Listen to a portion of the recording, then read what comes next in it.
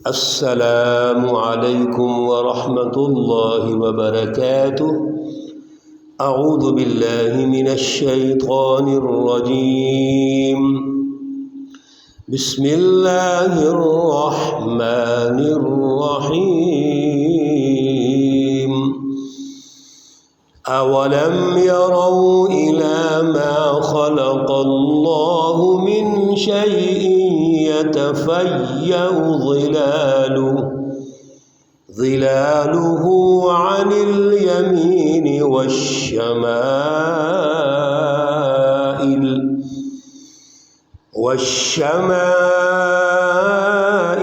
سجدا لله وهم داخرون۔ صدق اللہ العلی العظیم۔ اللہم صلی علی سیدنا ومولانا محمد النبی الأمی وعلى آلہ واصحابہ وبارک وسلم وصلی علیہ۔ معزز سامعین و سامعات، آج جن آیات مقدسہ برترس قرآن ہو رہا ہے وہ سورۃ النحل ہے اور پارہ نمبر 14 ہے۔ آیات مقدسہ نمبر 48، 49 اور 50 ہیں، اور یہاں پر پارے کا رکوع نمبر 12 اور سورہ مقدسہ کا رکوع نمبر 6 مکمل ہو رہے ہیں۔ اللہ رب العزت ہمیں ان آیات کا فہم، ان کا شعور، ان کا اعلیٰ نظریہ عطا فرمائے اور اس پر عمل کی توفیق اور صلاحیت عطا فرمائے۔ گزشتہ درس میں اللہ رب العزت نے حزب اللہ، جو اللہ کی سچی جماعت ہے، حضور اکرم صلی اللہ علیہ وسلم اور جماعت صحابہ جو اللہ کے راستے میں تیار ہو رہے ہیں، ان کو جو اعلیٰ نظریہ، اعلیٰ فکر توحید کی، اللہ کی پہچان کی اور انسانیت پر ایک سسٹم کی تشکیل کی عطا فرمائی ہے، وہ قرآن پاک کی شکل میں ہے۔ قرآن پاک کی رہنمائی ہے، مکمل ہے، اس میں کوئی ابہام نہیں، کوئی شک نہیں، کسی قسم کا کوئی وسوسہ موجود نہیں ہے۔ اللہ رب العزت ارشاد فرما رہے ہیں کہ یہ واضح ہے، لیکن اس کے مقابلے میں جو حزب الشیاطین ہے، شیطانی جماعتیں ہیں، وہ اس پر غور ہی نہیں کرتی۔ حالانکہ جتنے بھی یہ تاریخی واقعات ہیں، پوری اللہ کی سچی تاریخ ہے، یہ اس لیے ہے کہ اس پہ غور و فکر کیا جائے۔ اللہ کے عذاب آئے، اللہ کی گرفت آئی، جب قوموں نے اس کو تسلیم نہیں کیا تو اللہ کے عذاب آئے ہیں، لیکن یہ پھر بھی غور و فکر نہیں کرتے۔ اللہ رب العزت آج کے درس میں بھی انہی اپنی نشانیوں کو واضح فرما رہے ہیں کہ آپ ذرا غور تو کرو، جس ماحول میں رہ رہے ہو، جو چیزیں آپ اللہ تعالیٰ کی نعمتیں استعمال کرتے ہو، جو دیکھتے ہو، وہ تو ساری اللہ کی فرما بردار ہیں۔ آسمان، زمین کے اندر جتنی بھی چیزیں ہیں، یہ ساری اللہ کی نعمتیں ہیں، اللہ کی نشانیاں ہیں، اللہ کا ذکر کر رہی ہے۔ لیکن اے انسان، تو کتنا ناشکر ہے۔ اے کفار مکہ اور مشرکین مکہ، آپ رسول اللہ صلی اللہ علیہ وسلم اور جماعت صحابہ کی مخالفت کر رہے ہیں، ان کے مقابلے میں آئے ہوئے ہیں۔ اولم یروا، کیا آپ دیکھتے نہیں ہو؟ الی ما خلق اللہ من شیء، ان چیزوں کی طرف جو اللہ نے پیدا کی ہیں، یتفیأ ظلالہ عن الیمین والشمائل سجدا للہ وہم داخرون۔ اللہ رب العزت نے جو چیزیں پیدا کیں، ان کا تو جو سایہ ہے، سایہ وہ بھی اللہ کی اطاعت اور مطیع اور فرما بردار ہے، وہ بھی اللہ کے سامنے عاجزی کرتا ہے، سجدہ کرتا ہے، جھک جاتا ہے۔ یعنی وہ سایہ بھی جو ایک انسان کا سایہ ہے، کسی چیز کا جو سایہ ہے، وہ دائیں ہو بائیں ہو کسی طرف ہو، وہ بھی اللہ کی تحت ہے، ماتحت ہے، اس کی اطاعت میں چل رہا ہے۔ تو پھر انسان اس پہ غور کیوں نہیں کرتا؟ وَلِلَّهِ يَسْجُدُ مَا فِي السَّمَاوَاتِ وَمَا فِي الْأَرْضِ، اور اللہ ہی کے لیے سجدہ کر رہی ہے کیا چیزیں؟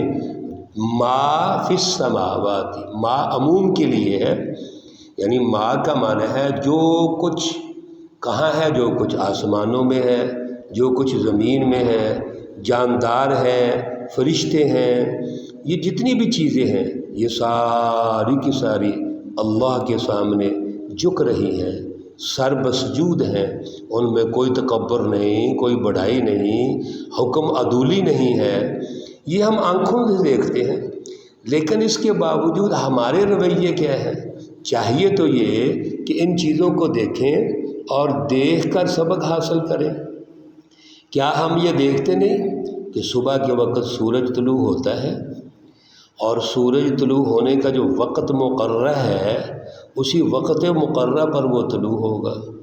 غروب ہونے کا ایک وقت ہے، ہم نے سورج کے طلوع اور غروب ہونے کے ساتھ اوقات کا تعین کر لیا، ہم نے اپنی زندگی کا شیڈول بنا دیا ہے، ہم اس کے مطابق اٹھتے ہیں، کاروبار زندگی کرتے ہیں، سفر کرتے ہیں، باقاعدہ ہم سال ہر سال کا شیڈول بنا لیتے ہیں، ہفتوں اور مہینوں کا شیڈول بنا لیتے ہیں۔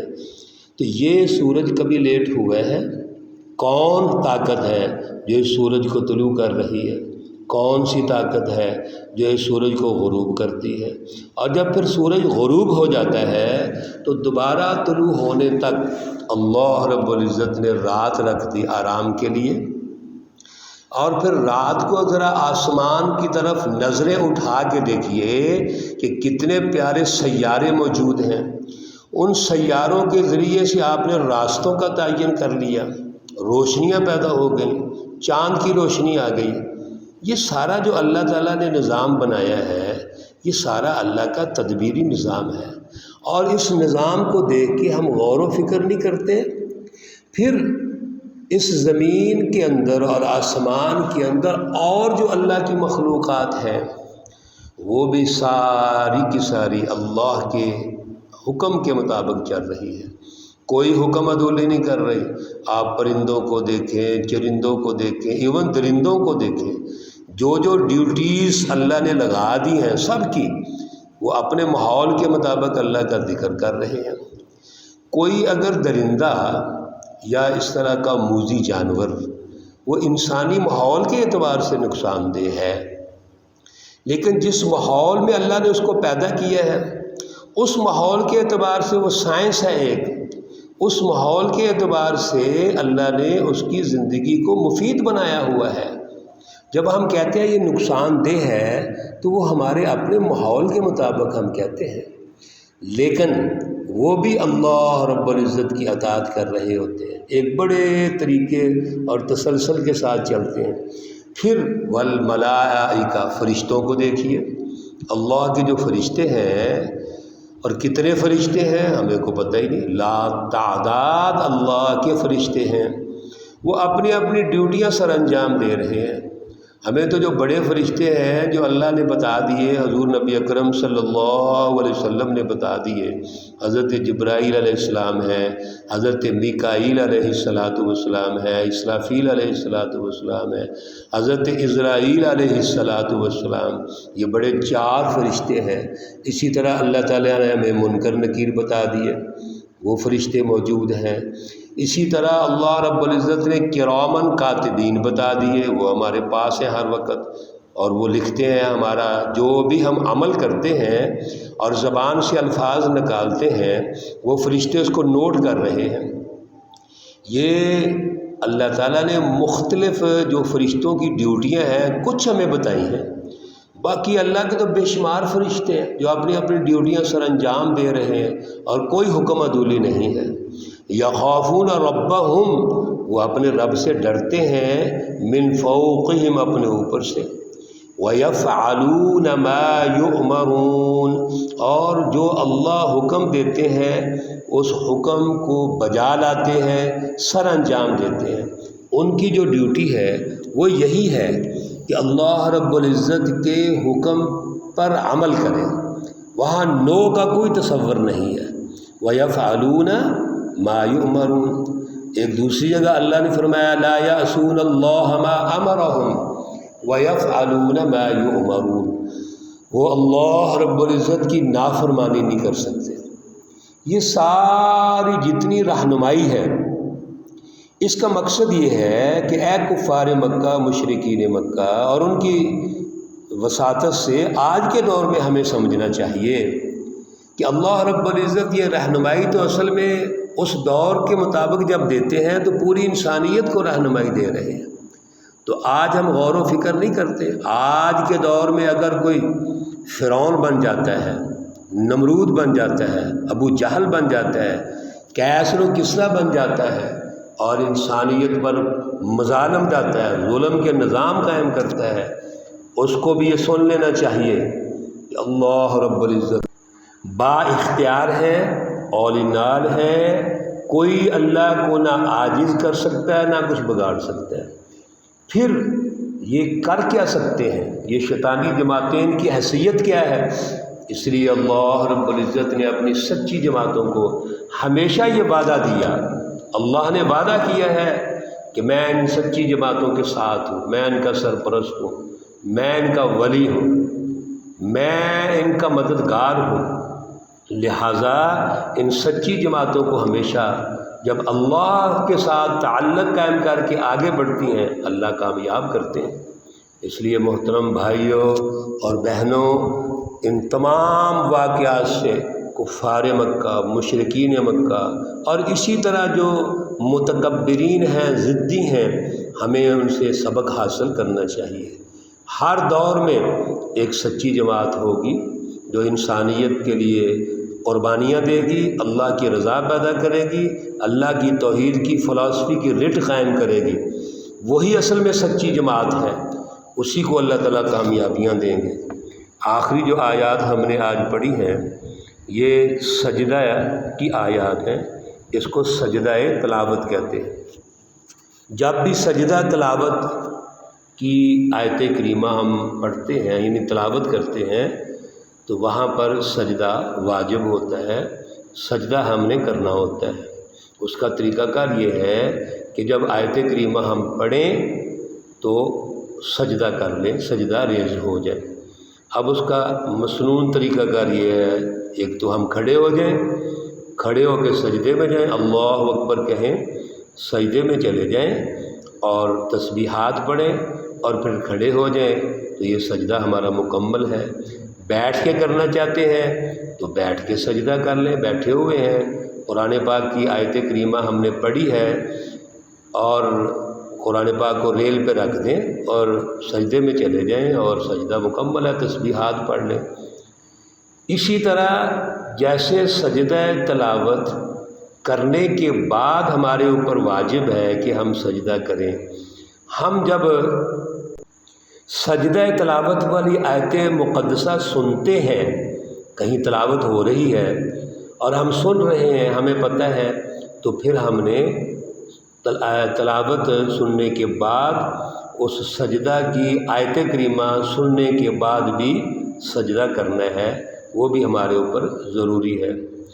سجدہ تلاوت اگر ہم نماز میں کرتے ہیں، مثلا نماز پڑھ رہے ہیں اور ہم امام صاحب ہیں یا ہم ہیں خود، ہم وہ آیت کریمہ پڑھ رہے ہیں جو سجدے کی آ گئی، تو جب آیت پڑھیں گے اسی وقت ہم سجدہ میں چلے جائیں گے اور سجدہ کریں گے اللہ اکبر کہہ کے، اور پھر ہم سجدہ کریں گے اور پھر ہم کھڑے ہو کے اگلی جو آیات ہیں وہ ہم شروع کر لیں گے۔